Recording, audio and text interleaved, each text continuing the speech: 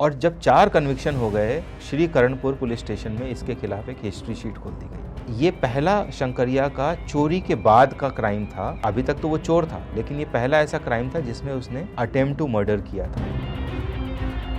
अगर इस केस को बंद नहीं किया गया होता, अगर इस केस में शंकरिया को गिरफ्तार कर लिया गया होता, तो एक व्यक्ति सीरियल किलर बनने से बच जाता, 70 लोगों की जानें बच जाती। कोई ऐसा कातिल है जो रात में घर के बाहर सोने वाले लोगों पे हमला करता है और उनके कनपटी पे हमला करता है। वो कोई वेपन लेके नहीं चलता था। जो मौके पे सामान मिल गया जिससे मारने से व्यक्ति की मौत हो जाए, उसको काम में ले लेता। अंधेरा होने के बाद घर से बाहर निकलना छोड़ दिया, बाजार हाट जाना छोड़ दिया, जो पब्लिक ट्रांसपोर्ट होता था उससे चलना छोड़ दिया। मतलब बहुत दहशत थी। 2 अलग अलग घटनाओं में इसने 6 लोगों को मार दिया। पहला, इसने शुरू में जब ये घटनाएं हो रही थी, जो मार्च में घटना हुई और जब अखबारों में पहली बार छपा इसके बारे में, उस समय हथौड़ा मार कहा गया। जब वो अरेस्ट हुआ और जब पता किया गया तो पता लगा कि जब वो गंगानगर में हत्याएं नहीं कर रहा होता था, तो दरअसल हरियाणा और पंजाब में हत्याएं कर रहा होता। जब उसकी इन्वेस्टिगेशन हुई तो जब मामले इकट्ठा किए गए तो पता लगा कि इतने मामले तो राजस्थान में ही हैं, ये पंजाब में है। तो उन सब का जो टोटल था वो 70 है। 75 में इसका कन्विक्शन हुआ था, 79 में इसको फांसी हो गई। और जितनी भी घटनाएं ये करता था, उनकी लोकेशन बहुत स्ट्रैटेजिकली चुनता था। वो रेलवे ट्रैक के पास होती थी। इसका नाम, जब सितंबर वाली घटनाएं हुई, जब सितंबर में 6 लोगों को मारा, तब पहली बार एसपी साहब ने कहा कि ये तुम लोग हथौड़ा मार क्यों कहते हो, ये कनपटी मार है, क्योंकि हर घटना में कनपटी पे मारता है। तो पहली बार एसपी साहब ने उसको कनपटी मार कह के संबोधित किया और उसके बाद से फिर वो अखबारों में, पुलिस की भाषा में, बोलचाल में फिर वो शंकरिया कनपटी मार नाम प्रचलित हो गया। गंगानगर में जो स्पॉट्स थे वहाँ बताया इसने, फिर वहाँ से इसने पंजाब के 1-2 स्पॉट्स पे बताया। जब पंजाब को पता लगा तो पंजाब पुलिस ने और हरियाणा पुलिस ने एक डॉसियर बनाया और वो जयपुर पुलिस, इसको गंगानगर पुलिस को दिया कि साहब हमारे यहाँ इन मामलों में वांछित है, ऐसी घटना है। तब उनको सबको जब जोड़ा गया तो वो घटनाएं 70। रास्ते में इसने कहा कि मैं चाहता हूँ कि कोई दूसरा शंकर ना पैदा, मैंने लोगों को कौड़ियों के भाव मारा है।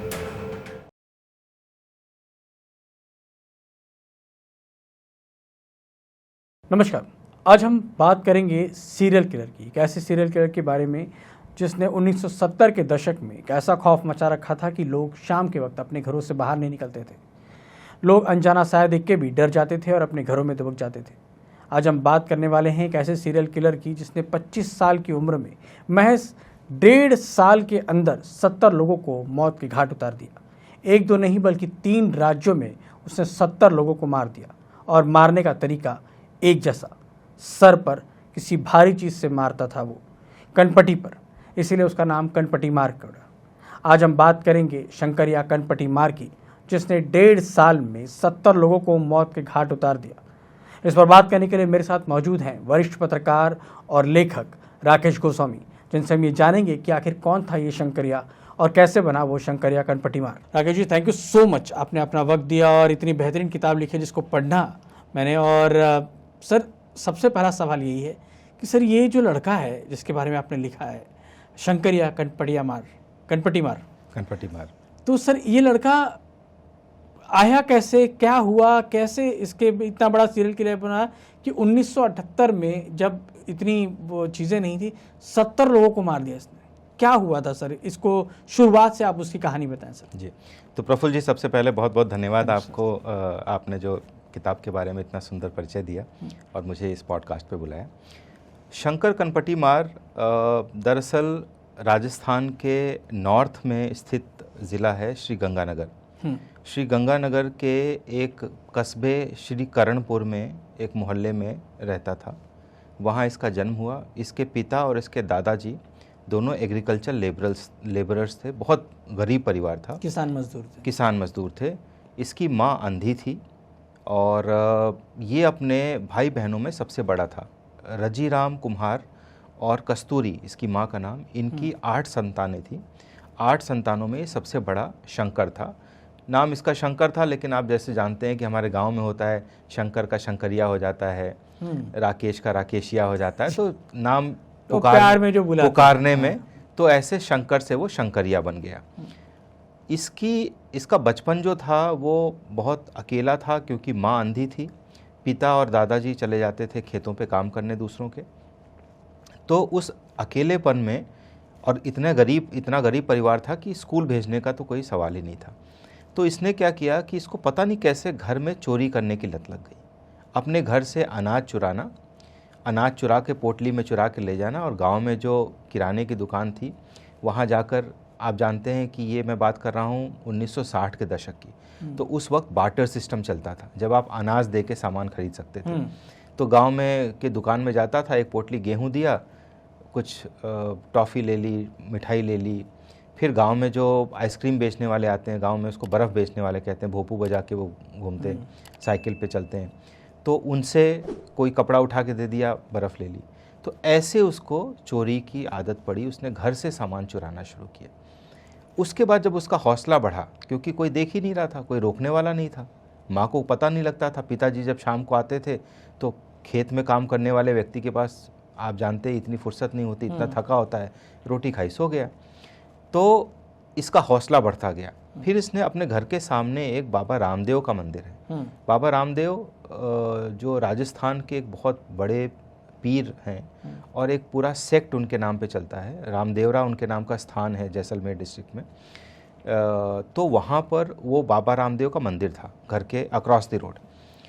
उस मंदिर में इसने एक दिन दांव लगा के वहाँ का जो दान पात्र था, आजकल दान पात्र चोरी की बड़ी चर्चा चल रही है, शंकरिया ने भी अपनी जो सबसे बड़ा हाथ मारा, वो वहाँ मंदिर के दान पात्र से पैसे चुरा 1960 में वहाँ से पैसे चुरा लिए। तो पहली बार चुराए तो किसी नहीं देखा। अब अभी तक तो इसको गेहूं और कपड़े मिलते थे, अब पैसे मिलने लग गए। तो इसका ध्यान अब घर से उस मंदिर पे चला गया। जब दूसरी बार इसने दान पत्र से पैसे निकाले तो पुजारी ने देख लिया। पुजारी ने देखा, इसकी उम्र उस समय 17-18 साल की थी, छोटा टाबर है। तो पुजारी ने कहा कि पहले उसको बुला के डांटा वाटा, फिर शाम को उसके पिताजी को बताया, क्योंकि घर के सामने ही रहते थे। तो पिताजी से कहा कि भाई रजी राम अपने मुंडे नू संभाल ले। गंगानगर में पंजाबी भाषा बोली जाती है। तो रजीराम ने भी उसको डांट डपट दिया कि नहीं भाई, ये क्या गलत काम है, ऐसा मत कर। फिर उसके बाद इसने अपने गांव में एक घर में चोरी करी। घर में इसने चोरी करी जून 1964 में। और तब कितने साल का था ये 18 साल का हो गया था। इसका जन्म 1946 का था। 18 साल की उम्र थी। इसने जून 1964 में चोरी करी, जिस मामले में पहली बार इसके खिलाफ पुलिस में मुकदमा दर्ज हुआ। 3 जून 1964 की घटना है। 4 जून 1964 को मुकदमा दर्ज हुआ। इसका ट्रायल चला और जज ने देखा कि पहली चोरी है, छोटा बच्चा है, तो उसको सज़ा मिली कि सुबह से शाम तक कोर्ट में खड़ा रहेगा। उस वाली चोरी में इसने 15 रुपए और 23 सेर गेहूं चुराया था। जब पुलिस केस हुआ, पुलिस ने इसको पकड़ा, तो इससे 22 रुपए बरामद हुए। 15 रुपए तो जो कैश चुराए थे वो, और जो 23 सेर गेहूं था वो मंडी में बेचा था, उसमें से 7 रुपए बचे थे, बाकी खर्च कर दिए थे। तो 22 रुपए बरामद हो गए। इसको सज़ा हो गई। सज़ा हो के 1 दिन की सज़ा थी। जैसे ही आया उसके एग्जैक्ट 12 दिन बाद इसने दूसरी चोरी करी। 7 जुलाई 1964 को दूसरी चोरी करी। अब तो पुलिस में हो ही गया था, पता ही लग गया था। तो जैसे ही गांव में चोरी हुई, लोगों ने कहा ये शंकर ने किया होगा। उसको उठा के फिर पुलिस को रिपोर्ट किया। पुलिस ने, 18 साल का बच्चा था, पुलिस को देखते ही पतलून ढीली हो जाती थी। उसने हाँ साहब मैंने की है। 2 झापड़ मारे, फिर केस चला। इस बार इसको 1 महीने की सज़ा हुई। फिर इसने 1964 में, मैंने आपको पहली घटना जून की बताई, जून से लेके अक्टूबर तक, जून, जुलाई, अगस्त, सितंबर, अक्टूबर, 5 महीने में 4 चोरी की घटनाएं हुई। चारों में इसका कन्विक्शन हुआ, सज़ा हुई। और जब 4 कन्विक्शन हो गए तो श्री करणपुर पुलिस स्टेशन में इसके खिलाफ एक हिस्ट्री शीट खोल दी गई। अब आप कल्पना कीजिए, एक 18 साल का लड़का 4 चोरियों में सज़ा पा चुका है और उसके खिलाफ एक हिस्ट्री शीट खुल गई है। मैं आपके दर्शकों के लिए बताना चाहता हूं कि हिस्ट्री शीट का मतलब होता है कि जो बहुत दुर्दांत हैबिचुअल क्रिमिनल हैं, जिनके ऊपर पुलिस को लगातार नज़र बनाए रखने की ज़रूरत है, तो एक नया रजिस्टर खुल जाता है, उस पर पूरा उसका लेखा जोखा दर्ज होता है, क्या कद है, क्या वज़न है, कैसा दिखता है, क्या उस पर निशान है, और सारी गतिविधियाँ उस पर होती है। तो 18 साल की उम्र में शंकर कनपटीमार 4 बार का सज़ा याफ्ता चोर और हिस्ट्री शीटर हो गया। ये जब जेल में जाता था, 4 बार जेल गया, पहले 1 महीने की सज़ा हुई, फिर एक बार 1 साल की सज़ा हुई। तब ये जेल में गया तो जेल में इसको ऐसी कुछ संगत मिल गई। अक्सर कहते हैं हम कि जेल का पर्पस है रिफॉर्म, लेकिन वहाँ रिफॉर्म के अलावा सब कुछ होता है। तो ये जब जेल पहुँचा तो वहाँ कुछ खलीफा मिले इसको, और उन्होंने कहा कि ये तो बड़ा छोटा सा लड़का है, पूछा उछा कैसे क्या, आप चोरी करी थी। तो जब दूसरी बार जेल गया और दूसरी बार वो लोग मिले तो उनका, अरे तू फिर आ गया? तो उसने कहा साहब मैं क्या करूं, मैं चोरी करता हूं, पकड़ा जाता हूं। तो उनका ऐसी क्यों चोरी करता है कि पकड़ा जाए? तो वहाँ इसको पहला अपने क्राइम का जो सबक मिला, उन्होंने कहा चोरी करनी है सिर्फ कैश की, सामान नहीं चुराना है, क्योंकि सामान चुराएगा तो बाज़ार में बेचने जाएगा, वहाँ पकड़ा जाएगा। तो पहला लेसन है कि सिर्फ कैश चुराना है। दूसरा लेसन है ऐसी जगह चोरी करना जहाँ कोई देखे नहीं, क्योंकि कोई विटनेस ही नहीं होगा तो बच जाएगा। ये 2 लेसन्स इसको यहाँ से मिले। हम बाद में बात करेंगे कि कैसे ये 2 लेसन्स उसके किलर बनने के रास्ते में आए। इसके बाद इसकी जो आखिरी सज़ा हुई थी वो जीआरपी हनुमानगढ़ से सज़ा हुई 1970 में, जिसमें इसको 2 साल की सज़ा हुई और इसको भेजा गया जोधपुर सेंट्रल जेल में। जोधपुर सेंट्रल जेल में एक कत्ल का सज़ा याफ्ता कैदी था। उसको इसने देखा कि इसके जेल में बहुत ठाठ है, मतलब एक तरह से उसका साम्राज्य चलता है। तो एक दिन इसने कहा कि भाई जी तुहाडे तो बड़े ठाठ ने। तो उसने कहा कि तू भी कत्ल करा, तेरे भी ठाठ हो जाएंगे। अब कई बार क्या होता है कि हम कुछ चीज़ें बोल देते हैं बिना ये एहसास किए हुए कि इसका क्या असर होने वाला है। वो जो उसने बात बोली और उसके पहले जो इसको गंगानगर और बीकानेर और अबोहर की जेलों में सबक मिला था, ये दोनों चीज़ें इसने अपने दिमाग में जोड़ ली। और जैसे ही रिहा हुआ, ये सितंबर 1972 में रिहा हुआ, रिहा होने के साथ ही इसने तय कर लिया कि अब मुझे चोरी वहाँ करनी है जहाँ कोई हो नहीं, और अगर हो तो पहले उसको बेहोश कर देना है। तो पहला जब इसने वार किया 1973 फरवरी में, वो एक साधु था बाबा पूरणनाथ। बाबा पूरणनाथ के घर गया, शाम को उनके साथ गपशप करी। बाबा पूरणनाथ का एक 12 साल का भतीजा था कूनू। उसने देखा कि ये कोई जानकार व्यक्ति है, क्योंकि बहुत उनमें अंतरंगता सी दिख रही थी बातचीत में। रात में इसने उठ के बाबा पूरणनाथ के चिमटे से उठाकर पहले कूनू को घायल किया और फिर बाबा के सिर पे धड़ाधड़ वार करने शुरू कर दिए। और वहाँ से जब आप वो चिल्लाया, उसने आँख खोली, देखा अरे शंकरिया क्या कर रहा है।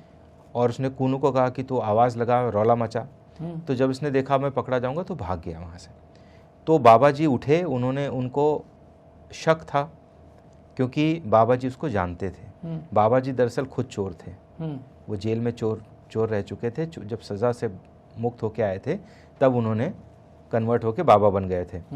शंकरिया उनको जानता था, इसलिए उसने कहा पहले उसी व्यक्ति के पास चलते हैं जिसको अपन जानते हैं। और वो आया, उसने कहा तू तो बाबा बन गया, बड़े तेरे पैसे उसे कमा रहा है, कुछ तो दे।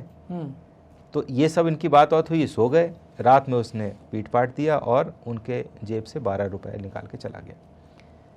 तो ये पहला शंकरिया का चोरी के बाद का क्राइम था। अभी तक तो वो चोर था, लेकिन ये पहला ऐसा क्राइम था जिसमें उसने अटेम्प्ट टू मर्डर किया था। और मज़े की बात है कि इस केस में उसका नाम आ गया था। हालांकि बाबा पूरणनाथ ने जब अपनी रिपोर्ट दर्ज कराई तो उसने उनसे पूछा कि भाई किसी पे शक है, तो उसने कोई आए बाएं नाम बता दिए। लेकिन जो उनका भतीजा था कूनू, उसने तो सुन रखा था। उसने कहा कि बातचीत में शंकरिया शब्द आया था एक बार। तो उसने दूसरी तीसरी मुलाकात में पुलिस से बताया कि, मतलब पुलिस को डायरेक्ट नहीं बताया, लेकिन बाबा से कहा कि बाबा लेकिन उस दिन तो आप शंकरिया का नाम ले रहे थे। तो पुलिस वालों के कान खड़े हुए, ये शंकरिया कौन है? तो बाबा जी ने कहा नहीं उस दिन तो मेरे चोट लगी थी और मैं थोड़ा दवाओं का असर था, तो मैं कुछ अंडबंड बता गया। हाँ, ये बात सही है कि मेरे ऊपर हमला शंकरिया, नथिया और पूर्णिया 3 लोगों ने किया। फिर कूनू को शक हुआ कि बंदा तो एक आया था, 3 के नाम क्यों ले रहा है? लेकिन उसने सोचा अपने को क्या लेना देना, छोटा बच्चा था वो। तो मेरा ये एपिसोड बताने का मतलब ये है कि पहले ही केस में जब उसने मारने की कोशिश की, मार भी नहीं पाया, उसका नाम आ गया। लेकिन पुलिस ने उसकी जांच नहीं की ढंग से। हम्म। फरवरी में का मामला था, फरवरी 1973 का, और अप्रैल 1973 में पुलिस ने इस केस में एफआईआर लगा दी, मतलब इस केस को बंद कर दिया। और शायद अगर इस केस को बंद नहीं किया गया होता, अगर इस केस में शंकरिया को गिरफ्तार कर लिया गया होता, तो एक व्यक्ति सीरियल किलर बनने से बच जाता, 70 लोगों की जानें बच जाती। तो ये जो 70 लोगों को इसने मारा शंकरिया ने, ये कब हुआ एपिसोड, और कब उसने, मतलब इसका पहला शिकार बाबा तो बच गया, बाबा तो बच गया, उसके बाद फिर क्या हुआ? तो इसके शिकार जो हुए, सबसे पहले मार्च महीने में 1973 में इसने गंगानगर में 5 लोगों को अलग अलग घटनाओं में मारा। एक महीने में? एक महीने में। जब गंगानगर जैसे शहर में एक महीने में 5 हत्याएं हो गई तो पूरे प्रदेश में हाहाकार मच गया। और ये मामला राजस्थान की विधानसभा में उठा। उस वक्त मुख्यमंत्री थे बरकतुल्ला खान। बरकतुल्ला खान को अपने गृह मंत्री जो कमला बेनीवाल थी उस समय, जो बाद में गुजरात की गवर्नर बनी, कमला बेनीवाल को कहा कि आप इस पे स्टेटमेंट दो। और कमला बेनीवाल ने हाउस के फ्लोर पे खड़े होके ये अनाउंस किया कि हम इससे बहुत चिंतित हैं, हम जयपुर से एक सीआईडी टीम गंगानगर भेज रहे हैं जो भी कातिल उसको पकड़ने के लिए, साथ ही कातिल के ऊपर 500 रुपए का इनाम घोषित किया। अब आज के दर्शकों को सुनने में 500 रुपए बहुत छोटा अमाउंट लग सकता है, लेकिन मैं आपको बताऊं कि 1973 में 250 रुपए का 1 तोला सोना था। तो यानी 2 तोले के दाम के बराबर अवार्ड। आज मेरे ख्याल से 1,00,000-1,50,000 का सोना है। हाँ, तो मान लीजिए कि लगभग 3 लाख रुपए का इनाम उस पर घोषित हुआ। और उस समय ये बड़ी रकम हुआ, उस समय बड़ी रकम थी। तो इससे शांत हुआ। और फिर हुआ क्या कि अप्रैल और मई में कोई घटना नहीं हुई। लेकिन तब तक क्या आइडेंटिफाई कर लिया गया था? नहीं, कि नहीं, बस ये अननोन अननोन था। कोई ऐसा कातिल है जो रात में घर के बाहर सोने वाले लोगों पे हमला करता है और उनके कनपटी पे हमला करता है, क्योंकि जितने भी मृतक थे, ये पीछे वाले हिस्से, नहीं ये, अच्छा यहाँ पे, ये गर्दन से लेके यहाँ तक के, यहाँ तक ये एक्चुअली यहाँ एक नस होती है, तो यहाँ पे वो मारता था वो। और उसके पास कोई औजार नहीं था, कोई वेपन नहीं था। वेपन जैसे मैंने बताया बाबा पूरननाथ के चिमटे से मारा। ऐसे ही जो 5 घटनाएं मार्च में हुई, उनमें किसी जगह मूसल से मारा, किसी जगह हंसिए से मारा, किसी जगह चारपाई का पाया पड़ा हुआ था। मतलब कहने का ये है कि वो कोई वेपन लेके नहीं चलता था। जो मौके पे सामान मिल गया जिससे मारने से व्यक्ति की मौत हो जाए, उसको काम में ले लेता। बस मारता वो यहीं था, मारता यहाँ था कनपट्टी पे। उसको एक्चुअली बाद में उसने बताया कि मुझे शुरू में ये किसी ने बताया कि अगर कनपट्टी पे किसी को जोर से मारोगे तो वो 2 घंटे के लिए बेहोश हो जाएगा। तो उसका शुरू में पर्पस ये था कि इस बंदे को बेहोश कर लूंगा ताकि जब मैं चोरी करके जाऊंगा तो ये मुझे देख नहीं पाएगा। लेकिन उसने इतनी जोर से मार दिया कि वो मर गया। तो जब एक मरा तो उसको फिर लगा कि मार ही दो तो फुर्सत मिले, तो फिर उसने मारना शुरू कर दिया। तो मार्च में इसने 5 लोगों को मारा और उसके बाद ये अवार्ड वगैरह सब घोषित हुआ। और अप्रैल और मई में कोई घटना नहीं हुई। हालांकि दहशत पूरे गंगानगर में बहुत हो गई थी। जैसा आपने शुरू के में परिचय में भी कहा कि लोगों ने घरों से बाहर निकलना छोड़ दिया, घर के बाहर सोना छोड़ दिया। आप कल्पना कीजिए 1970 का दशक, गर्मियों के दिन, बिजली वगैरह कुछ थी नहीं, तो लोग घरों के बाहर सोते थे, पेड़ के नीचे, घर के बाहर। हाँ, तो वो सोना छोड़ दिया लोगों ने। अंधेरा होने के बाद घर से बाहर निकलना छोड़ दिया, बाजार हाट जाना छोड़ दिया, जो पब्लिक ट्रांसपोर्ट होता था उससे चलना छोड़ दिया। मतलब बहुत दहशत थी। आप सोचिए कि इतनी दहशत थी कि वो मामला विधानसभा में उठ जाए और विधानसभा में उसके ऊपर 500 रुपए के इनाम की घोषणा हो जाए। अप्रैल मई में कोई घटना नहीं हुई तो सरकार में भी और प्रशासन में भी लगा कि हाँ, रोक लिया है, लग रहा हमने इसको कंट्रोल कर लिया। मतलब बातें इस तरह की भी हुई कि लग रहा है 500 रुपए के इनाम से डर गया कातिल। अच्छा, ये भी नहीं पता है कि कातिल 1 है या 2 है, कौन महिला है या पुरुष है, गैंग है या अकेला है, कुछ पता नहीं है। लेकिन जब 2 महीने घटनाएं नहीं हुई तो थोड़ा सा एक होता है ना प्रशासन में, कॉम्प्लेसेंसी आ गई। फिर इसने जून में एक बाबा को मारा। जून में एक घटना हुई, लेकिन वो अकेली घटना थी तो थोड़ा हलचल तो हुई, लेकिन लोगों ने कहा नहीं हो सकता है वैसे ही हो। उसी अंदाज में मारा। और ये लोगों ने कनेक्ट नहीं किया कि सबसे पहला हमला एक बाबा, इन जो 5 हत्याएं हुई उसमें 2 बाबा, और जून में जो मरा वो भी बाबा। सन्यासी तो ऐसा सन्यासी, ऐसा कौन सा कातिल है जिसको साधुओं से नफरत है? बाद में पता लगा कि साधुओं को यूं इसलिए मारता था क्योंकि साधु अक्सर अकेले रहते हैं। तो आपने उसको मारा, कोई देखने वाला नहीं है, और साधु के दिन भर की जो भिक्षा होती है वो पैसे वो अपने पास ही रखता है, ऐसा तो है नहीं कोई बैंक में या कहीं तिजोरी में रखेगा, तो उसके पोटली में से चुराना बहुत आसान है, और कैश चुराना है उसको, और कुछ चुराना नहीं है, तो साधु बहुत इजी टारगेट था। ये चीज़ उस समय के जो पुलिस अधिकारी थे वो कनेक्ट नहीं कर रहे थे। उसके बाद जून में कोई एक घटना हुई, जून में घटना होने के बाद फिर थोड़ी हलचल हुई, और अब तक जो है वो गंगानगर के एसपी चेंज हो चुके हैं, नए एसपी आ गए, नए एसपी आए और उनको यही ताकीद करके भेजा गया कि भाई आप जाइए और माहौल शांत कीजिए, बहुत वहाँ भय का माहौल है।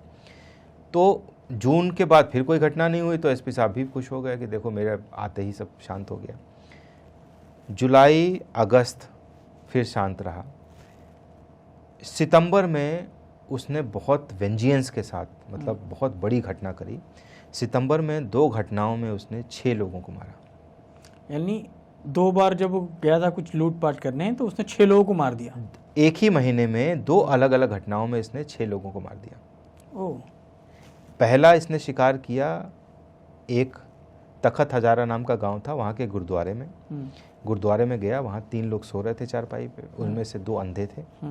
गुरुद्वारे के जो करता धरता ग्रंथी वगैरह जो होते हैं, वहाँ पे एक हसिया पड़ा हुआ था, उससे उसने तीनों पे वार किया, तीनों को मार दिया। और फिर वहाँ पे उसने तलाशी वलाशी ली, जो भी वहाँ कैश मिला वो लेके गया। इस बार कनपट्टी पे नहीं मारा? कनपट्टी पे मारा।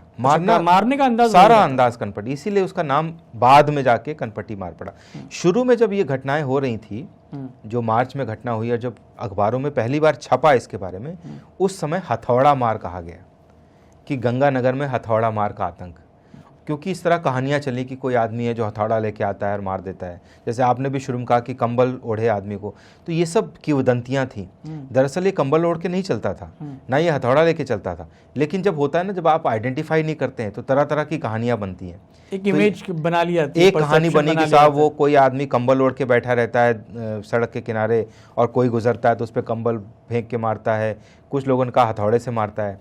इवेंचुअली जब मामले खोले तो पता लगा कि ना हथौड़ा मार रहा है ना कंबल ओढ़ता है। तो ये जब सितंबर में 2 घटनाएं हो गई, तब हाहाकार मच गया, और प्रशासन में, सरकार में, मतलब ये हुआ कि ये क्या है। अभी तक तो 1-2 हो रहा था, अब 6 मर्डर्स, 6 हत्याएं। मतलब जयपुर के अखबारों में पहली बार फ्रंट पेज पे खबरें छपने लगी कि गंगानगर में एक ही रात में 6 हत्याएं, हथौड़ा मार का आतंक, इस तरह की खबरें छपी और बहुत हाहाकार मचा। पुलिस पे बहुत प्रेशर हुआ।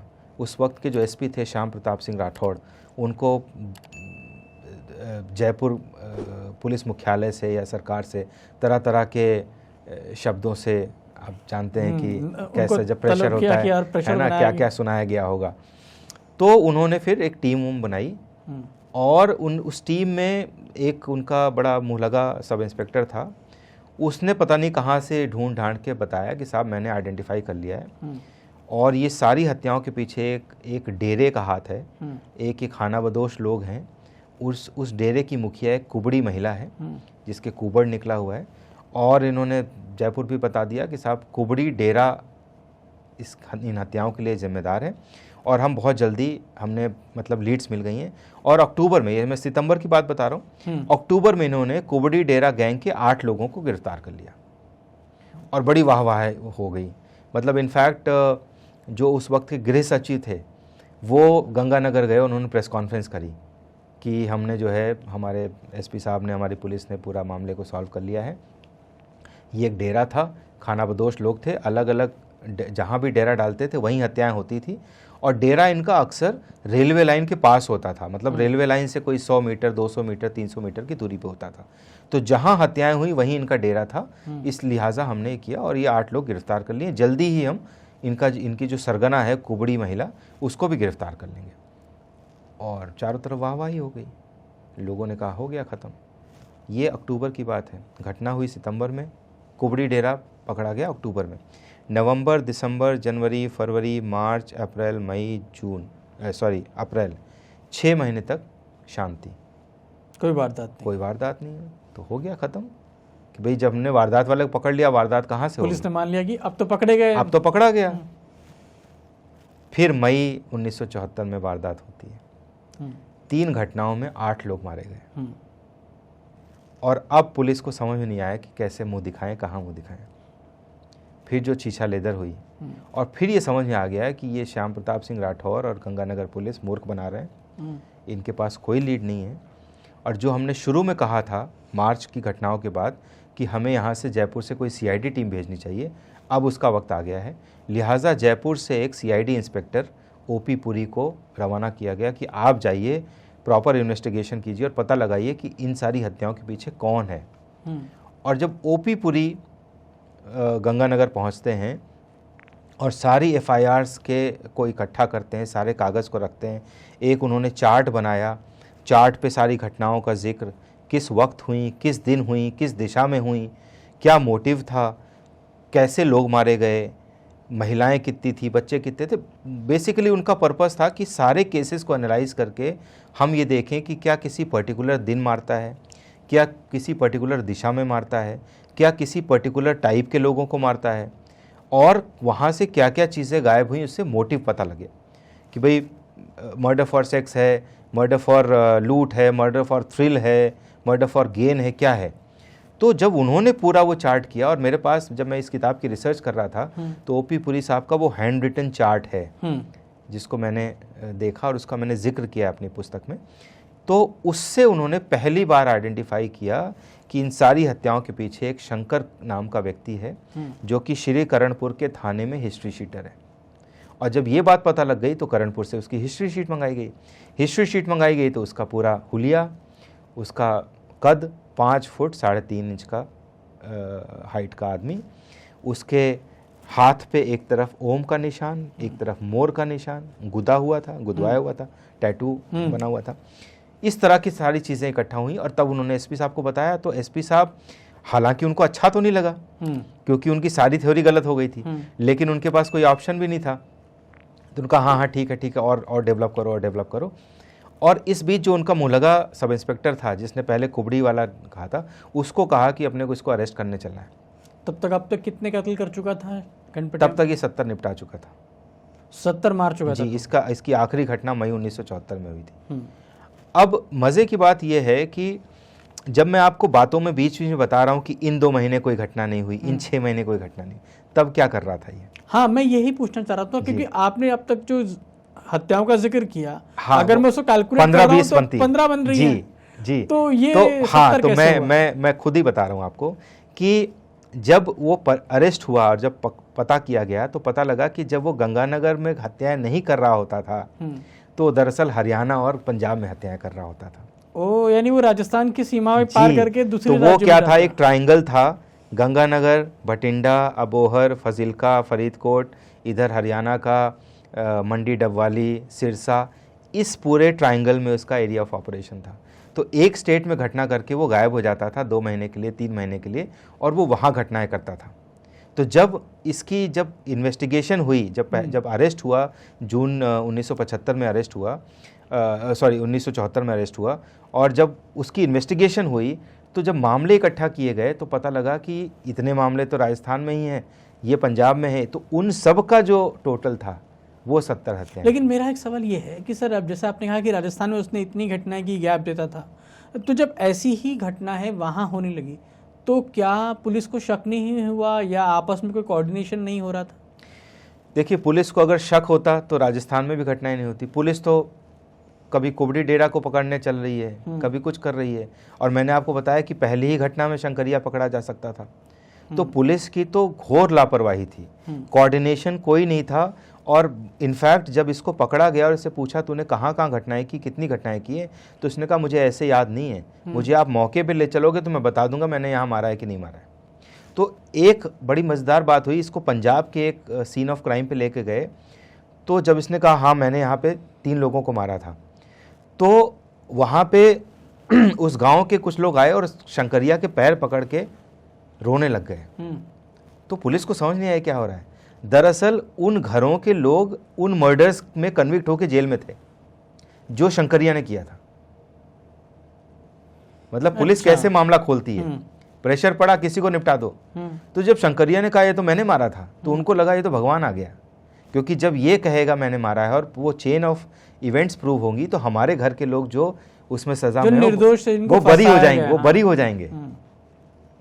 तो इस तरह की घटनाएं मतलब इसने, और जब जब जयपुर सेंट्रल जेल में था तो, और जब इसकी फांसी मतलब लोअर कोर्ट से फांसी हो गई, उसके बाद कन्फर्मेशन नहीं राकेश जी, मैं वापस से आपको लेकर आता हूँ। तो इसको पकड़ा किसने?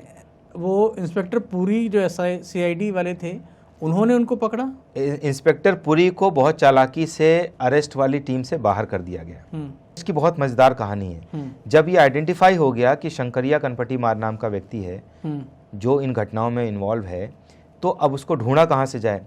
तो ढूंढने के लिए इनको एक लीड ये मिली कि ये लास्ट जेल में था जोधपुर सेंट्रल जेल में। तो कुछ वहाँ से पता लगे। जोधपुर सेंट्रल जेल सुपरिटेंडेंट को चिट्ठी लिख गई और बुधराम जाट, जो जिस व्यक्ति ने कहा था कि तू भी कत्ल करके आ तो तेरे भी ठाठ होंगे, बुधराम से पूछा गया तो बुधराम ने कहा हाँ मुझे ना एक चिट्ठी आती है गंगानगर से। तो वो चिट्ठी का एड्रेस देखा गया, सॉरी भटिंडा से एक चिट्ठी आती है, वो एड्रेस देखा गया, उस पर नाम लिखा हुआ था कुछ और, तो शंकरिया नाम नहीं था। लेकिन पुलिस को शक हुआ कि हो ना हो ये शंकरी है जो नाम बदल के वहाँ भटिंडा में रह रहा है और इसको चिट्ठियाँ लिखता है। उस एड्रेस पे पुलिस गई ये सोच के कि वो व्यक्ति शंकरिया कनपटी मार ही हो सकता है। और शंकरिया कनपटी मार कौन? इतना खूंखार दुर्दांत हत्यारा जो पता नहीं कैसे रिएक्ट करेगा, इसलिए पूरी फौज लेके गए। SP साहब अपनी एम्बेसडर में एक खुद बैठे, 3 इंस्पेक्टर्स को बैठाया, एक सब इंस्पेक्टर बैठाया और 6 कांस्टेबल्स। वो कांस्टेबल्स पीछे एक पुलिस की वैन में और 3 इंस्पेक्टर्स इनके साथ पूरा लवाजमे के साथ वहाँ गए कि पता नहीं जाते ही अटैक हो जाएगा, क्या हो जाएगा। और ये लोग बारात के रूप में गए। इनको ये था कि कहीं, मतलब आप सोचिए कि सामने वाला कितना खूंखार है, कहीं शक हो जाए, भाग जाए, अटैक कर दे। तो ये शादी के बारात में गए कि, और इसलिए SP साहब अपनी प्राइवेट एम्बेसडर ले गए, सरकारी एम्बेसडर कार नहीं ले गए। उसमें खुद बैठे थे, 3 इंस्पेक्टर्स थे, एक सब इंस्पेक्टर था। यहाँ वहाँ पहुँचे तो उस एड्रेस पे पहुँचे, पूछा कि साहब यहाँ पे ये आदमी रहता है? तो उनका हाँ रहता तो है। तो किसका है ये जगह किसकी है? तो उनका फलाने की है, उसकी वो हलवाई है, उसकी दुकान है। दुकान पे पहुँचे तो पूछा ये कहाँ है? तो वो दाएं बाएं करने लग गया कि इस नाम का तो कोई आदमी नहीं रहता है। तो पुलिस ने थोड़ी सख्ती दिखाई, लेकिन क्योंकि वो जान तो पा नहीं रहा था कि पुलिस वाले सब सादी वर्दी में थे, तो वो अपना 3-5 कर रहा था। उसके दुकान पे एक छोटी बच्ची थी उसकी, उसने कहा अरे उसी के बारे में तो पूछ रहे हैं, अभी तो आया था ये। तो जब उसने बोल दिया तो फिर तो पुलिस ने अपना दांव दिखाया। तो उसने बताया कि हाँ साहब मेरे घर में रहता है, रिक्शा चलाता है और अभी खाने का समय है, तो हो सकता है रेलवे स्टेशन के आसपास कहीं ढाबे में खाना खा के, या तो खाना खा रहा होगा या वहाँ आसपास आपको मिल जाएगा। तो वहाँ से टीम रेलवे स्टेशन आती है, ढाबों पे पूछती है, कुछ हुलिया बताती, तो एक आदमी बताता हाँ अभी इस हुलिया का एक रिक्शा चालक हमारे यहाँ खाना खा के गए, और इस सामने जो पार्क है, अक्सर रिक्शा चालक जो यहाँ खाते हैं वहाँ जाके थोड़ी देर आराम करते हैं, तो आप पार्क में देख लो, शायद वहाँ मिल जाए। पार्क में गए, SP, 3 इंस्पेक्टर, एक सब इंस्पेक्टर, बाकी टीम दूर खड़ी है कि जब ज़रूरत होगी तो उनको बुलाया जाएगा।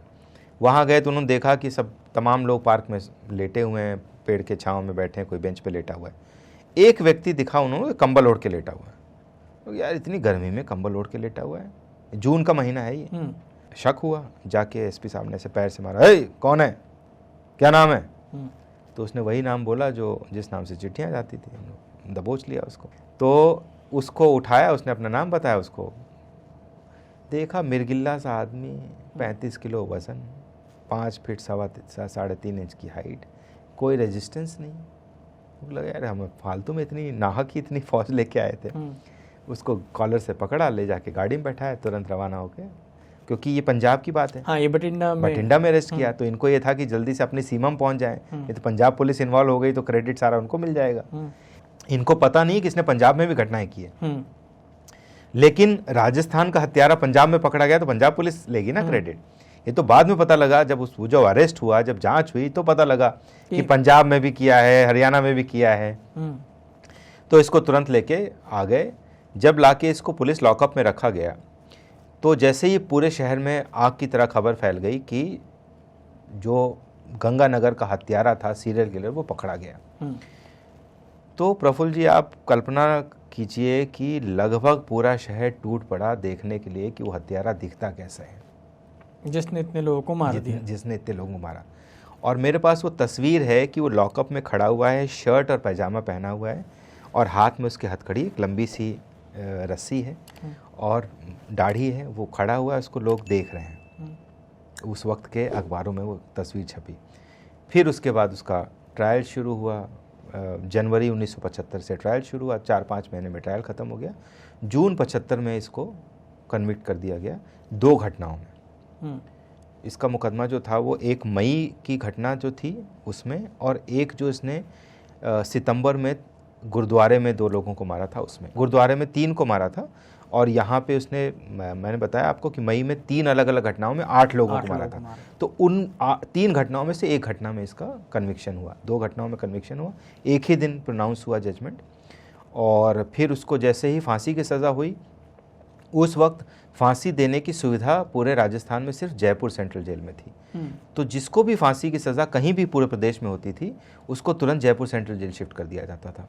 तो इन महाशय को भी जयपुर सेंट्रल जेल शिफ्ट कर दिया गया वहाँ से, और उसके बाद फिर वो हाई कोर्ट में कन्फर्म होने के लिए जाती है, फिर हाई कोर्ट में अपील होती है, सुप्रीम कोर्ट, वो मर्सी वगैरह सब, ये सब करते करते करीब 1418 दिन ये जयपुर सेंट्रल जेल में रहा। और 75 में इसका कन्विक्शन हुआ था, 79 में इसको फांसी हो गई।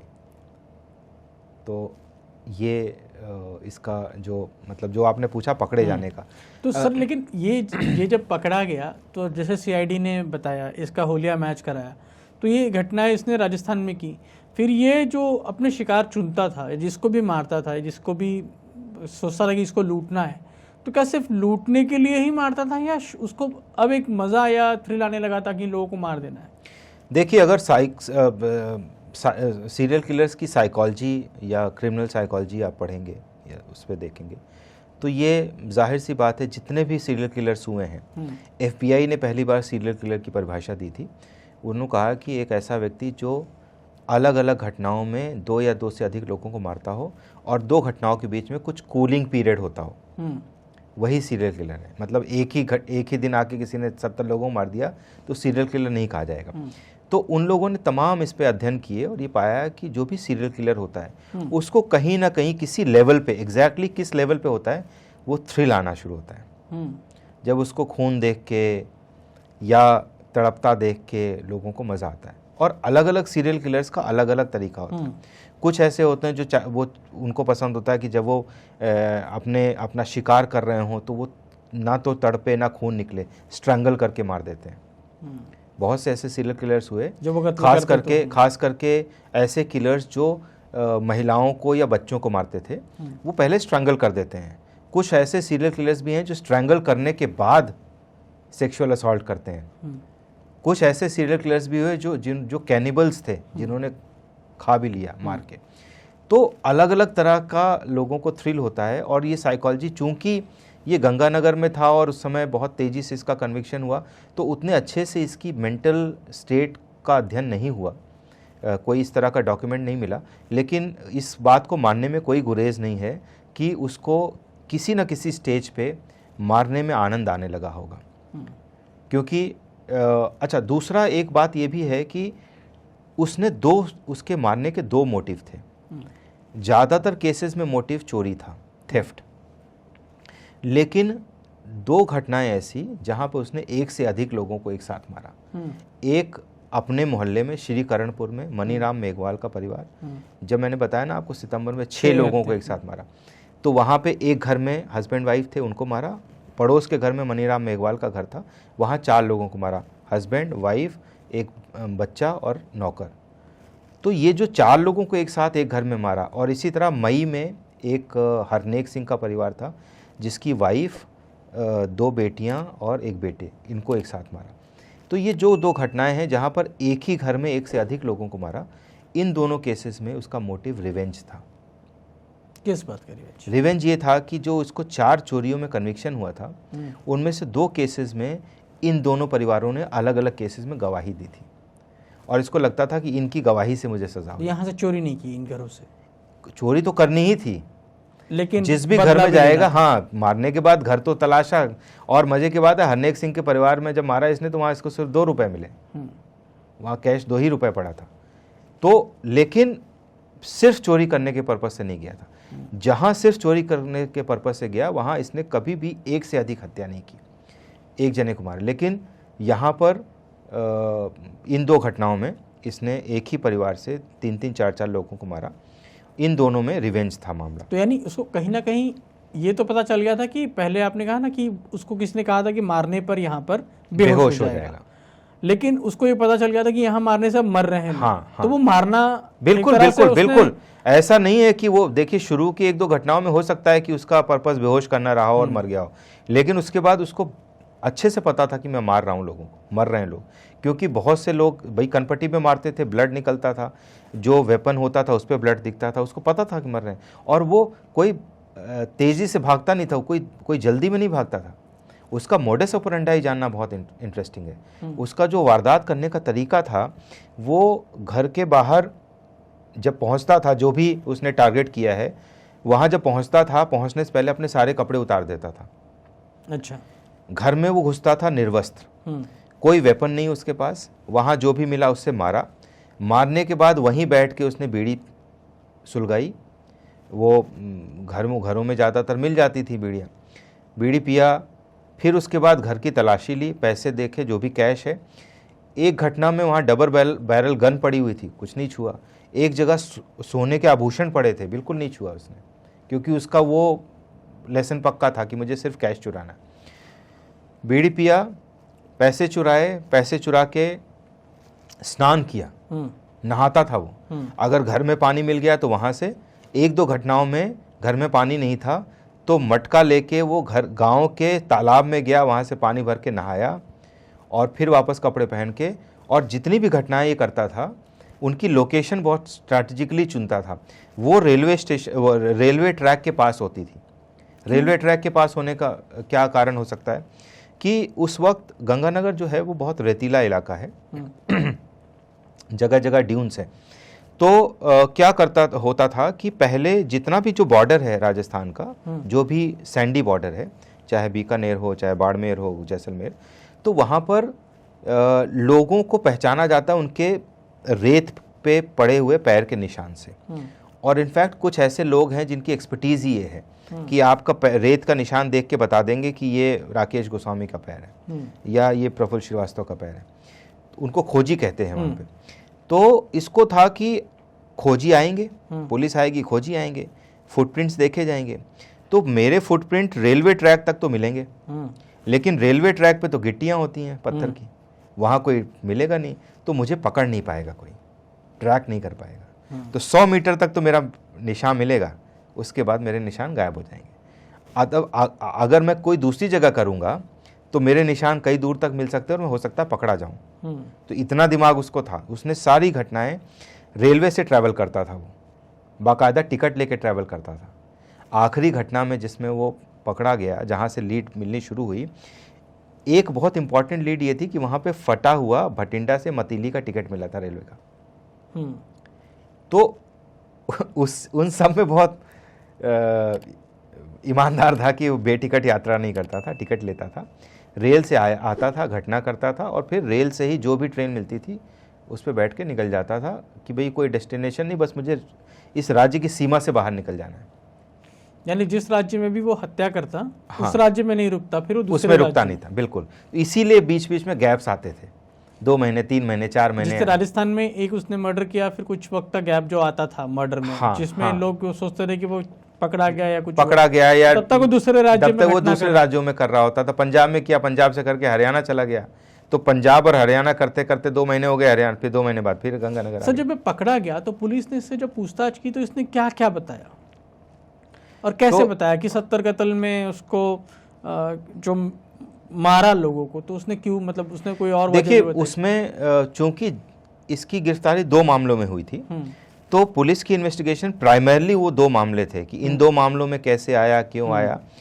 उन्हीं 2 मामलों के कन्फेशन से इसके रिकॉर्ड हुए कि मैं तखत हजारा जैसे गुरुद्वारा था तो मैं रात में यहाँ पहुँचा, 11 बजे पहुँचा, फिर मैं नाले में छिपा रहा, फिर मैं 12 बजे के बाद नाले से बाहर निकला, मैंने अपने कपड़े खोले, फिर दीवार फांदने की कोशिश की, दीवार बहुत ऊंची थी, नहीं फांद पाया, फिर मैं आगे गया, इस तरह की पूरी बात थी।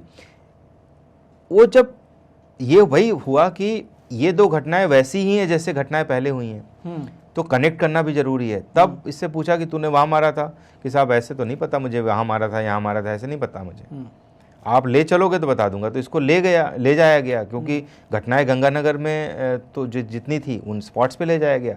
सब जगह इसने तस्दीक की, हाँ साहब मैंने यहाँ मारा था, यहाँ ऐसे मारा था, यहाँ ऐसे मारा था, यहाँ उससे। तो उसने खुद से बताई कितनी मर्डर उसने किए, खुद से बताया बाद में आगे चल के? नहीं, गंगानगर में जो स्पॉट्स थे वहाँ बताया इसने, फिर वहाँ से इसने पंजाब के 1-2 स्पॉट्स पे बताया। जब पंजाब को पता लगा तो पंजाब पुलिस ने और हरियाणा पुलिस ने एक डॉसियर बनाया और वो जयपुर पुलिस, इसको गंगानगर पुलिस को दिया कि साहब हमारे यहाँ इन मामलों में वांछित है, ऐसी ही घटना है। तब उनको सब कुछ जब जोड़ा गया तो वो घटनाएं 70 निकली, मतलब वो मरने वालों की संख्या 70 निकली। तो ये बाकायदा सारे मर्डर जो है इसने जितने भी किए, ये कितने पीरियड में कर लिए? देखिए, पहला इसने मर्डर किया मार्च 1973 में और आखिरी केस था इसका मई 1974, यानी करीब 13-14 महीने। 13-14 महीने 13-14 महीने में 70 लोगों को मार दिया इसने 3 राज्यों में जी।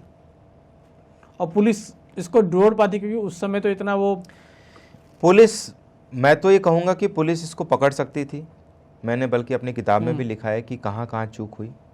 पुलिस अगर जो एक ईगो होता है पुलिस का, सितंबर की जो घटना थी जहाँ मनीराम मेघवाल के परिवार में 4 लोगों को मारा था, उस समय भी करणपुर, क्योंकि एक ही रात में 6 हत्याएं हुई थी, तो उस समय राजस्थान में एक नियम था कि जब इस तरह के मल्टीपल मर्डर्स होते हैं तो वो केस उसको SR केस बोलते हैं, स्पेशल रिवीजन केस बोलते हैं या स्पेशल रिपोर्ट केस बोलते हैं, जिसमें आपको हर 15 दिन पे रिपोर्ट देनी होती कि क्या हुआ इस मामले में, ना सिर्फ अपने SP को बल्कि उसके ऊपर DIG को भी।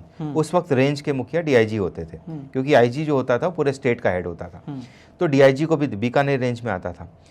तो जो करणपुर थाने का इंचार्ज था सब इंस्पेक्टर जगमाल राम बिस्सू, जिसका मैंने इंटरव्यू किया है, वो अभी जीवित है, उसने अपनी स्पेशल रिपोर्ट में जब उसको बताया कि साहब ये शंकरिया के खोजी ने बताया तो साहब शंकरिया का पैर है, उनका कौन शंकरिया, अरे अपने थाने का हिस्ट्री शीटर है, तो उसने उसको सब निकाला किया।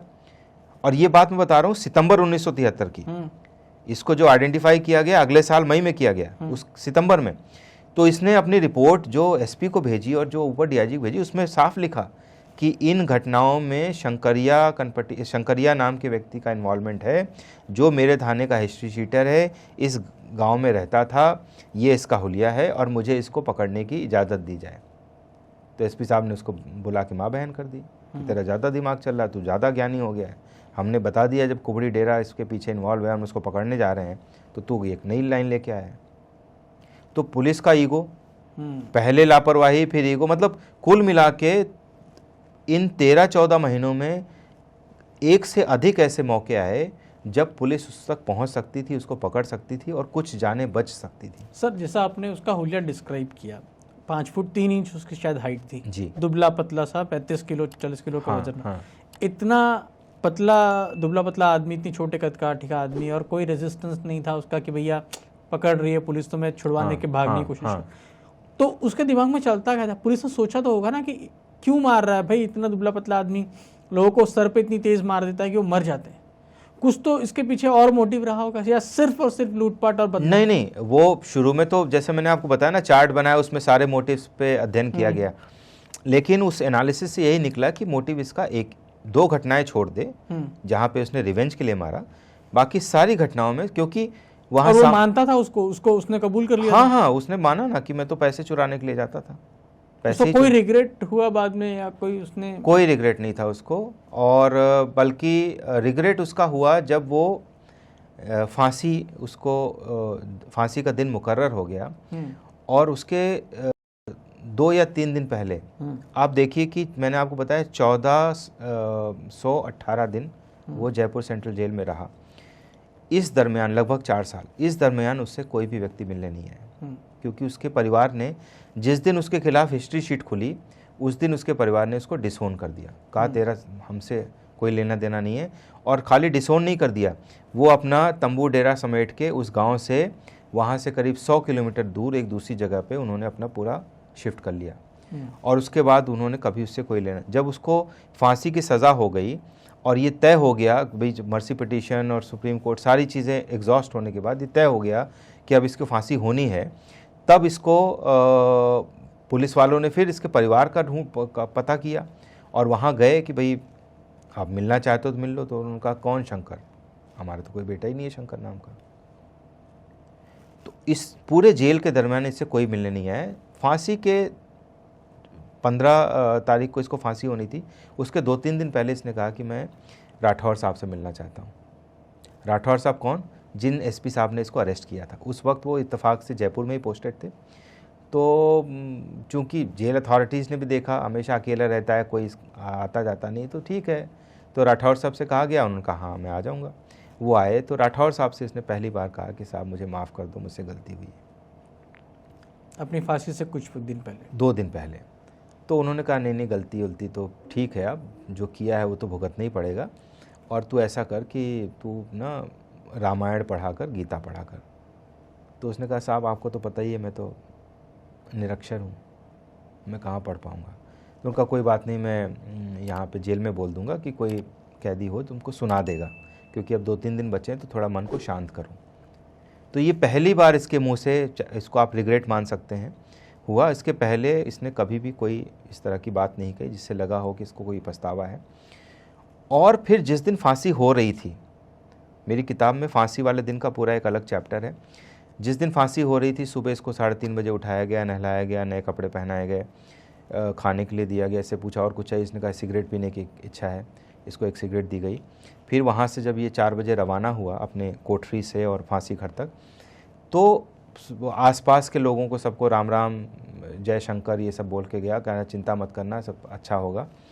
और रास्ते में इसने कहा कि मैं चाहता हूँ कि कोई दूसरा शंकर ना पैदा हो, मैंने लोगों को कौड़ियों के भाव मारा है। तो ये 2 ऐसे मौके आए जहाँ पर लगा कि शायद इसके अंदर कुछ गिल्ट या पछतावा या रिग्रेट था। इसके अलावा कहीं कोई रिकॉर्ड नहीं है जहाँ पे हो। इसने कहा कि मैं चाहता हूँ, इसके बल्कि आखिरी शब्द यही थे कि मैं चाहता हूँ कि कोई दूसरा शंकर पैदा ना हो और मैंने लोगों को कौड़ियों के भाव मारा है। और फिर ये फांसी के तख्ते पे गया, इसको फांसी हो गई। करीब 5 बजे का समय मुकर्रर था, फांसी हुई। फांसी के बाद चूँकि उसके पहले ही परिवार से कोई मिलने नहीं आया था, तो लावारिश मान के, चूँकि ये लावारिश था तो फिर नगर निगम को दे दिया गया, और लावारिश के तौर पे तो वहीं से पतले से रास्ते से निकाल के जहाँ जयपुर सेंट्रल जेल है उसी के पास में आदर्श नगर शमशान घाट है, वहाँ ले जाके इसको दफना दिया गया और क्रिमेट कर दिया, जला दिया गया। इस तरह से इसका अंत हुआ। तो सर अब ये सवाल ये कि उसको लास्ट में आते आते ये सब हुआ, लेकिन इन बीच में जो लोग थे जो इन 3 राज्यों में रह रहे थे, खासकर जो बॉर्डर एरियाज थे और पंजाब के और ये वाले, वहाँ पर क्या माहौल था? वहाँ पर आपने जब रिसर्च की और पता किया इस कहानी को लिखने के समय, तो वहाँ पर क्या था? वहाँ स्थिति कैसी होती थी शाम में? जैसा मैंने कहा कि लोग डरते थे, तो वो तो उसके अलावा क्या पता चला? तो उस समय तो बहुत खौफ का माहौल था, और इतना खौफ था कि आपको ताजुब होगा कि 1989 में इसको फांसी हुई है। मैंने अपनी किताब की रिसर्च 2020 के आसपास शुरू की, तो लगभग 40 साल बाद। और मैं तखत हज़ारा गुरुद्वारा गया, मुझे कुछ वहाँ बुज़ुर्ग मिले और उनसे मैंने पूछा कि आपने शंकरिया का नाम सुना है? तो एकदम से उन्होंने कहा आप क्यों पूछ रहे हो शंकरिया के बारे में? तो मैंने कहा कि मैं जर्नलिस्ट हूँ और मैं उस पर रिसर्च कर रहा हूँ। तो वहाँ 4-5 बुज़ुर्ग थे, सबके आंखों से तर आंसू बहने लग गए। उनका उस खोते का नाम मत लो। मतलब आप सोचिए 40 साल बाद भी लोगों के जहन में उसकी मेमोरी किस तरह की है कि लोगों के हाथ कांपने लग जाते थे, आंसू निकलने लगे बोलने के। उस समय तो माहौल मतलब अकल्पनीय था, इतना खौफ। और जब वो पकड़ा गया, फाइनली उसका कन्विक्शन हुआ, तो लोगों को बहुत चैन की सांस हुई। मतलब जब मैंने ये किताब लिखी थी और 1-2 जगह और लोगों से मैंने बात की, तो उनके जो कमेंट्स थे उसमें कई ऐसे लोग थे जो गंगानगर के रहने वाले हैं, उन्होंने बताया है कि ये बिल्कुल सही बात है, और हमारे भी दादाजी, हमारे पिताजी बताते थे उस समय बहुत डर था, बहुत ही खौफ का माहौल था। और खौफ ऐसा था, क्या होता है कई बार कि जो बड़े क्रिमिनल्स हो जाते हैं या किसी की बहुत मॉडस ऑपरेंडाई फेमस हो जाती है, तो उसके बहुत से फोटोकॉपीज़ भी हो जाते हैं। तो मैं तो उत्तर प्रदेश का रहने वाला हूँ, मेरा बचपन जो है लखनऊ में हुआ है, लेकिन मुझे याद है कि 80s के दौर में, मतलब 84, 85, 86 के समय हम लखनऊ में सुनते थे कि आलमबाग में कनपटी मार ने 2 लोगों को मार दिया। जो व्यक्ति 1979 में फांसी पे चढ़ के खत्म हो चुका दिया गया मार, लेकिन उसकी कहानियाँ, उसका खौफ कि साहब वो वहाँ आलमबाग में कनपटी मारने, चारपाई पे 2 लोग सो रहे थे, उनको मार दिया। और कैसी कैसी कहानियाँ कि साहब कोई आदमी है जो अपने इस वाली उंगली में यहाँ पे लोहे की छड़ इतनी बड़ी सरिया बांधी है और ऐसे मार देता है कनपटी में, मर जाता है आदमी।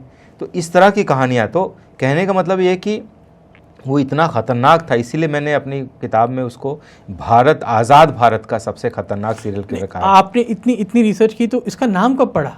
इसका नाम जब सितंबर वाली घटनाएं हुई, जब सितंबर में 6 लोगों को मारा, तब पहली बार एसपी साहब ने कहा कि ये तुम लोग हथौड़ा मार क्यों कहते हो, ये कनपटी मार है, क्योंकि हर घटना में कनपटी पे मारता है। तो पहली बार एसपी साहब ने उसको कनपटी मार कह के संबोधित किया, और उसके बाद से फिर वो अखबारों में, पुलिस की भाषा में, बोलचाल में फिर वो शंकरिया कनपटी मार नाम प्रचलित हो गया। एक सवाल ये भी है कि सर, जब इतनी सारी घटनाएं हो रही थी तो सब में एक ही जगह वार करता था? सब में एक ही जगह वार करता था, हथौड़ा या कोई वेपन नहीं, हर घटना में अलग वेपन है। राजस्थान में भी, पंजाब में भी, हरियाणा में, सब जगह अलग अलग। पंजाब और हरियाणा की घटनाओं का बहुत ज़्यादा अध्ययन मैंने नहीं किया, क्यों मेरे पास एक लिस्ट थी जो जब हाई कोर्ट वगैरह में चल रहा था मामला, तो जो इसके आईओ थे इस केस के सीआईडी ऑफिसर थे, उन्होंने एक लिस्ट जयपुर सेंट्रल जेल को भेजी थी कि इसके इतने मामले पंजाब में, इतने मामले हरियाणा में लंबित हैं। तो उन मामलों से मुझे पता लगा कि इसके इन केसेस में भी, इन स्टेट्स में भी मामले थे, लेकिन उन केसेस पे मैंने बहुत ज़्यादा अध्ययन नहीं किया। एक सवाल ये भी है कि क्या ये 3 ही स्टेट्स में करता था या कहीं और भी गया था? जो रिकॉर्ड तो मौजूद नहीं है, लेकिन ये मानना ठीक लगता है, क्योंकि ट्रैवल देखिए, लोकल ट्रैवल कर रहा है, बहुत दूर जाना मतलब संभव दिखता नहीं है, लेकिन अगेन कोई इसका रिकॉर्ड नहीं है। मैंने अपनी किताब में जो भी बात लिखी है, सिर्फ वो बात लिखी है जिसका रिकॉर्ड मौजूद है। मैंने कोई हियरसे पे, बहुत लोगों ने बहुत सी चीज़ें बताई, लेकिन मैं सिर्फ उन चीज़ों को अपनी किताब में दर्ज करना चाहता था जिनके लिए मेरे पास सबूत थे, जिनकी रेफरेंसिंग मैं कर सकता था। जिन चीज़ों के, जैसे 1964 का पहला इसका चोरी का मुकदमा, मेरे पास वो FIR है, जो ओपी पुरी ने एनालिसिस किया, उनके पूरे हैंड रिटन नोट्स हैं, पूरी फाइल है हाथ से लिखी हुई। तो मैंने अपनी किताब में सिर्फ उन चीज़ों का जिक्र किया है। अदरवाइज़ रिसर्च में बहुत सी चीज़ें सुनने को मिली। कुछ लोगों ने कहा कि साहब फलाने केस में तो वो जो महिला की लाश थी वो नग्न पड़ी हुई थी, तो ऐसा तो नहीं इसने रेप किया, लेकिन कहीं पुलिस के रिकॉर्ड में कोई सेक्सुअल असॉल्ट नहीं हुआ, इसलिए मैंने उसको, जितने पोस्टमार्टम हुए हैं सब में किसी में भी कहीं नहीं, सिवाय सिर्फ मर्डर होता था, कहीं नहीं। हाँ, तो इसलिए मैंने कहा ये सब फालतू की, मैंने कहा ना, कहानियाँ बनती रहती हैं। जैसे कोई कहा कि साहब सरिया बांधता था, कोई कहा हथौड़ा मारता था, कोई कंबल ओढ़ता था, ये सब फालतू की बातें। जो रिकॉर्डेड हिस्ट्री है और जो पुलिस के रिकॉर्ड्स में है, जो अदालत के रिकॉर्ड्स में है, जो इसका कन्विक्शन ऑर्डर है, दोनों कन्विक्शन ऑर्डर, 2 मामलों में सज़ा हुई, उनमें 70 की संख्या दर्ज है कि इसने 70 लोगों को मारा है। सारे मुकदमों की लिस्ट है, कितने FIR राजस्थान में है, कितने पंजाब में है, कितने हरियाणा में, किन किन ज़िलों में है, तो उससे ये अंदाज़ा। लेकिन वहाँ पे कौन सा औजार यूज किया, हरियाणा में कौन सा किया, मैंने बहुत ज़्यादा उस पर अध्ययन नहीं किया। मेरी जो रिसर्च है वो सेंटर्ड रही गंगानगर में, राजस्थान में, क्योंकि उसका वो वहीं का था, वहाँ मेन एरिया था, वहीं पकड़ा गया, वहीं आइडेंटिफाई हुआ। तो आज हमारे देश में इंटेलिजेंस ब्यूरो है, उसकी शुरुआत ठगरी रोकने के लिए बनी थी। इंटेलिजेंस ब्यूरो के एक बहुत मशहूर ऑफिसर थे, विलियम हेनरी स्लीमन, जिन्होंने ठग बहराम को आइडेंटिफाई किया था, और इसको सज़ा दी गई थी। जबलपुर में पेड़ से फांसी पे लटका दिया गया था। जबलपुर के उस गांव में आज भी स्लीमान साहब का एक मेमोरियल बना हुआ है। तो अगर भारत के पूरे इतिहास में देखा जाए तो सबसे खतरनाक ठग बहराम था, लेकिन वो आज़ादी से पहले था, 18वीं शताब्दी में था। आज़ाद भारत में शंकरिया कनपटी मार से खतरनाक कोई सीरियल किलर आज तक नहीं हुआ है, और हम आशा करते हैं आगे भी ना हो। सर, इस बीच में जब ये आप कहते हैं ना कि ये नहीं हुआ, तो जब ये माँ बाप ने इससे रिश्ता खत्म कर लिया था, तो ये पैसा करता क्या था? कोई नशा करता? कितना चोरी करता था? 20 रुपए, 15 रुपए, 2 रुपए, तो खाने पीने का खाना बदोश था, तो कुछ तो सरवाइव करने के लिए चाहिए ना। चोरी किया, खर्च किया, खत्म हो गया, फिर चोरी किया। ऐसा तो नहीं था कहीं 5,000 रुपए या 500 रुपए या 1,000 रुपए चुराए इसने। हर घटना में जो रिकवरी हुई है, कहीं 2 रुपए मिले, कहीं 5 रुपए मिले, कहीं 10 रुपए मिले, ऐसे ही पैसे मिले। ये बेसिकली बहुत छोटे कैश पे नजर रखता था, और लेकिन मार देता था। नजर तो कैश पे रखता था, लेकिन मिलता इसको छोटा कैश था। भाई आप सोचिए ना, गांव के लोगों में कितना कैश होगा। जब फसल बिकेगी तो कैश होगा, वो वापस से फसल में लग जाता है, क्योंकि गंगानगर जो है बहुत फर्टाइल लैंड है, और गंगानगर अगर आप जाएंगे तो वो लगता नहीं कि राजस्थान है, क्योंकि इतना हरा भरा है, वो ऑलमोस्ट पंजाब लगता है, क्योंकि वहाँ नहर है, और नहर नेटवर्क होने की वजह से वहाँ के गांव के नाम बड़े अजीबोगरीब हैं। जबकि मेरे जो किताब में पहली घटना हुई है 15 ML में हुई है। अब आप सोचेंगे 15 ML कौन सा गांव हुआ? एक लास्ट की घटना हुई है 4 LNP में हुई है। तो वहाँ जो गांव के नाम है वो नहरों के ब्रांचेस के नाम पे है, कि ये मेन फीडर है। मान लीजिए LNP का मतलब हुआ है कि L जो है मेन फीडर है, N मेन फीडर है, उसके सब फीडर LP है, उस सब फीडर के रेंज में चौथा गांव है, तो 4 LNP हो गया। तो वहाँ नहरों का नेटवर्क है, और नहरों की वजह से बहुत फर्टाइल है, तो लोगों के पास जो पैसा होता था वो फसल के समय आता था, फसल में लग जाता था। Thank you so much sir, आपने अपना वक्त दिया। और राकेश गोस्वामी जी ने ये बेहद दिलचस्प किताब लिखी है, अगर आपने इसको अब तक पढ़ा नहीं है तो ज़रूर पढ़िएगा। एक युवक जो कि 25 साल की उम्र में 13 महीनों में 70 लोगों को मार देता है, और 27 साल की उम्र में उसे फांसी हो जाती है, और ये भारत के इतिहास में, यानी आज़ादी के बाद भारत के इतिहास में अब तक का सबसे बड़ा और सबसे खौफनाक सीरियल किलर है, जो सिर्फ एक चोरी के मकसद से लोगों को मार रहा था। तो एक एपिसोड आपको कैसा लगा हमें ज़रूर बताइएगा। Thank you so much.